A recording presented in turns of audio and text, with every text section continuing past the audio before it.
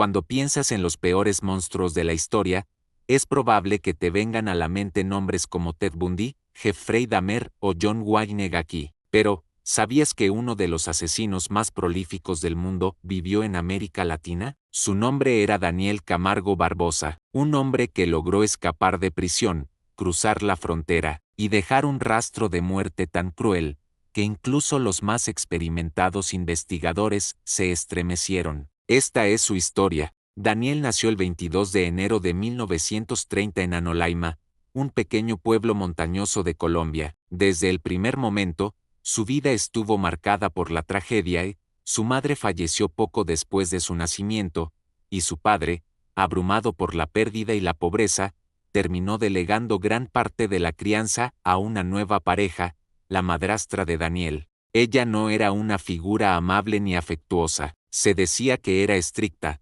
controladora y extremadamente conservadora. Las reglas en casa eran duras y la disciplina, inflexible. Daniel, un niño reservado por naturaleza, comenzó a retraerse aún más. Evitaba hablar, no tenía amigos y mostraba una timidez extrema que lo aislaba del mundo. En la escuela, sin embargo, destacaba. Tenía una memoria prodigiosa y un talento natural para el estudio. Sus profesores notaban su capacidad y decían que era demasiado listo para su edad. Pero esa inteligencia nunca fue alentada en casa. La presión y el castigo constante lo volvieron introvertido, ansioso y, sobre todo, desconfiado. Muchos años después, especialistas analizarían su caso e identificarían este periodo como la raíz del resentimiento profundo que desarrolló hacia la figura femenina autoritaria. Ese resentimiento lo acompañaría por el resto de su vida, y se convertiría en un motor oscuro de sus acciones. En su adolescencia y adultez temprana,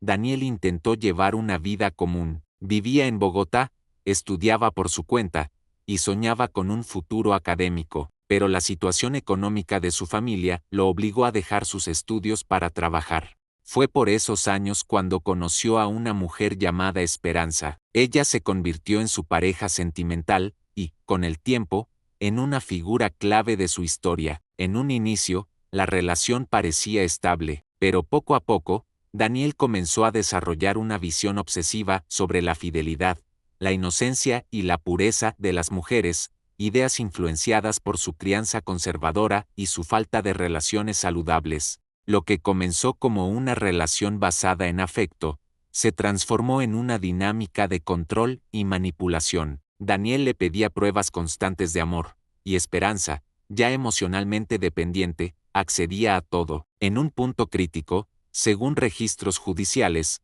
Esperanza lo ayudó a contactar a varias jóvenes para probar su confianza en él. Aunque los detalles son confusos, la justicia colombiana terminó arrestando a ambos por su implicación en hechos graves relacionados con menores. En 1958, Daniel fue condenado por su comportamiento inapropiado. Pasaría los siguientes años en prisión. Allí, lejos de rehabilitarse, su mente se volvió más meticulosa. Leía psicología, estudiaba a los carceleros y desarrollaba una habilidad particular para manipular a las personas. Aprendió a decir lo que los demás querían oír, y con el tiempo, logró convencer a las autoridades de que estaba arrepentido y reformado. En 1964, fue liberado, pero lo que nadie sabía, era que estaba a punto de iniciar una vida aún más oscura. Después de salir de prisión, Daniel se trasladó a Barranquilla, una ciudad costera donde nadie conocía su pasado. Cambió de nombre, adoptó un perfil bajo y consiguió empleo en oficios informales. Era educado, correcto, y tenía una forma de hablar tan cuidadosa que generaba confianza inmediata. Durante esos años, en apariencia, era un ciudadano más, pero algo inquietante estaba ocurriendo a su alrededor. Comenzaron a desaparecer niñas en sectores rurales y barrios periféricos. Las desapariciones eran esporádicas, siempre en zonas de difícil vigilancia, y afectaban principalmente a familias de bajos recursos. La policía no relacionaba los casos. Las autoridades locales no sospechaban que podían estar enfrentando una serie de actos conectados, y nadie pensaba en Daniel. Era, a los ojos del mundo, un hombre común. Este periodo de su vida es especialmente difícil de reconstruir con exactitud, ya que muchas de las denuncias nunca llegaron a completarse y algunos cuerpos nunca fueron encontrados. Sin embargo, años después, durante sus confesiones, Camargo revelaría detalles que coincidirían con los informes de muchas de estas desapariciones. Él mismo dijo que durante esa década había pasado desapercibido porque sabía elegir el lugar, el momento y el perfil de sus víctimas. Todo lo hacía con planificación, sin errores, sin dejar huella. Su capacidad para camuflarse fue su arma más peligrosa. Mientras las autoridades dormían, él construía un rastro silencioso de víctimas. Pero en 1974, finalmente, cometería un error. En 1974, tras casi una década moviéndose entre ciudades colombianas sin ser detectado, Daniel cometió un descuido.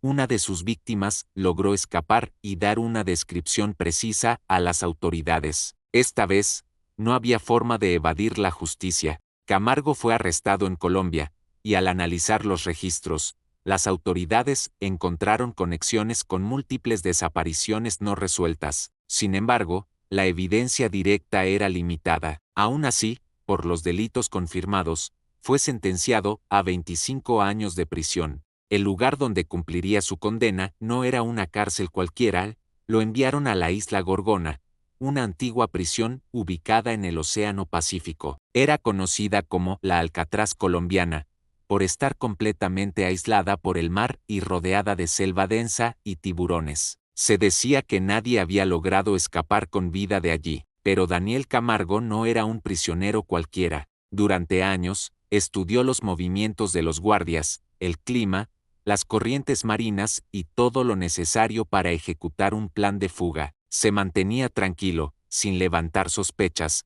comportándose como un preso modelo. Y entonces, en 1984, tras 10 años de encierro, ocurrió lo impensable. Una mañana, los guardias realizaron el conteo de rutina y notaron una ausencia. Daniel había desaparecido. Tras una búsqueda frenética por la isla, hallaron indicios de que había fabricado una balsa improvisada con troncos, bidones y lonas. La mayoría pensó que había muerto en el intento. El mar era demasiado bravo, las posibilidades de sobrevivir eran mínimas, pero estaban equivocados. Camargo no solo sobrevivió, logró llegar a tierra firme, disfrazarse de comerciante, y desaparecer de nuevo entre la multitud. Esta vez, había cruzado la frontera, estaba en Ecuador, y nadie lo estaba buscando. Con una identidad falsa y sin antecedentes registrados en ese país, Daniel se instaló en Guayaquil. Rápidamente comenzó a recorrer varias provincias ecuatorianas, especialmente zonas rurales y costeras. Decía ser comerciante de dulces o textiles. A veces fingía ser profesor, otras veces, vendedor ambulante. Sabía cómo hablar, cómo inspirar confianza, cómo parecer inofensivo. Su tono era suave, su presencia, discreta. Nadie sospechaba. Fue en ese contexto donde comenzó una nueva ola de desapariciones. En comunidades pequeñas, las autoridades notaban un patrón.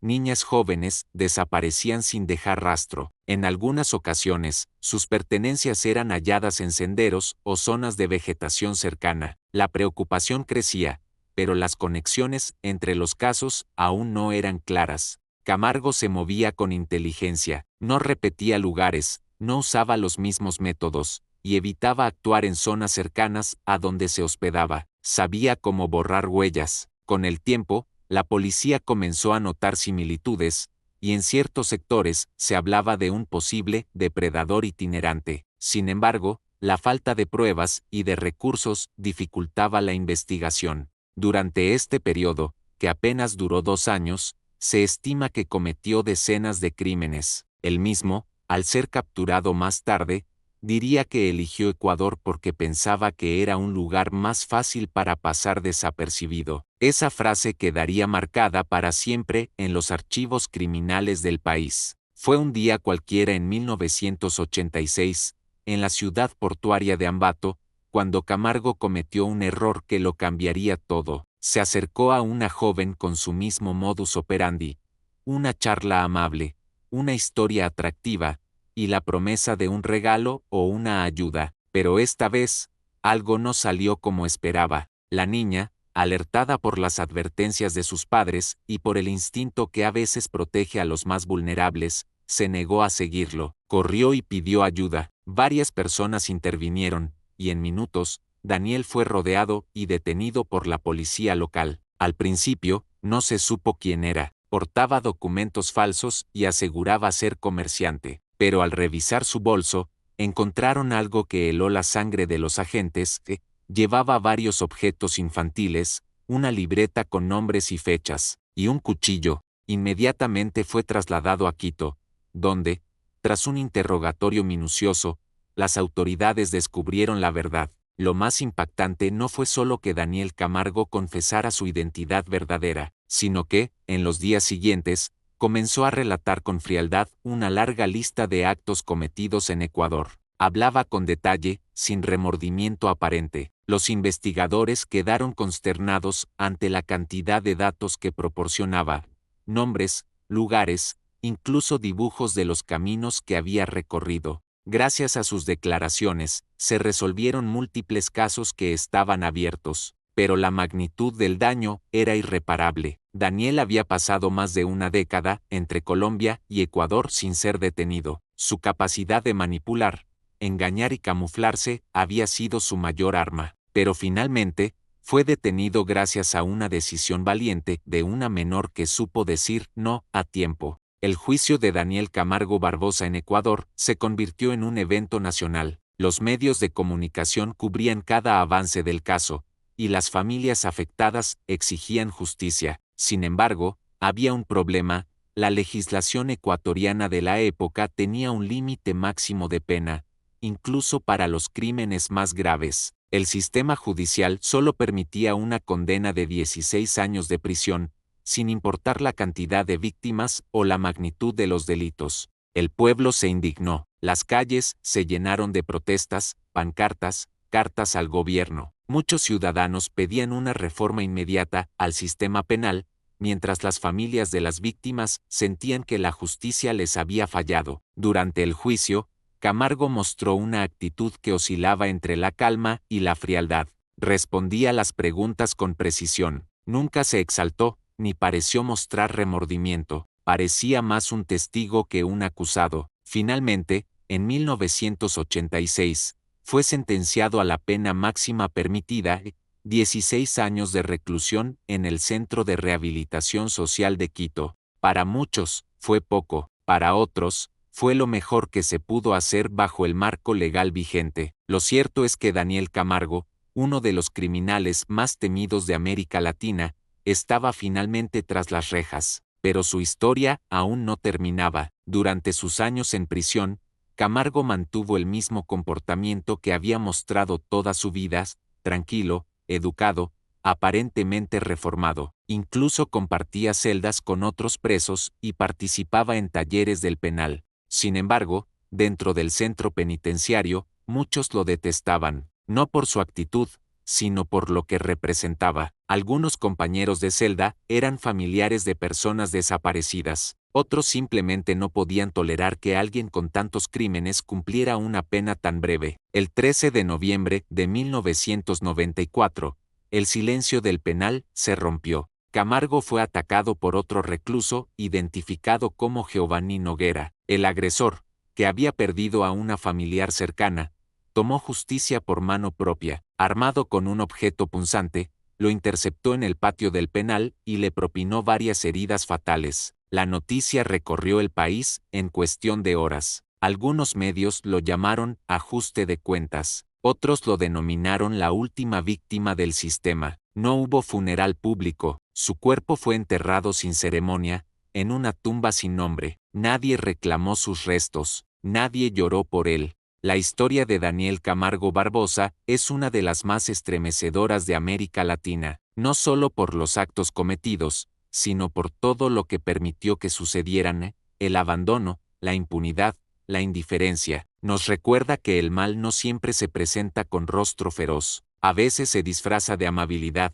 de educación, de silencio. Hoy, su nombre es una advertencia, y su historia, una lección que no podemos ignorar. Si este video te impactó, te invito a dejar un comentario con tu opinión. ¿Crees que la justicia llegó demasiado tarde? ¿O que el sistema aún tiene mucho por cambiar? Suscríbete para más historias reales que el mundo no debería olvidar. Comparte este video, porque contar estas historias es también una forma de hacer memoria. Gracias por llegar hasta aquí. Y recuerda, a veces, las sombras más oscuras caminan a plena luz del día.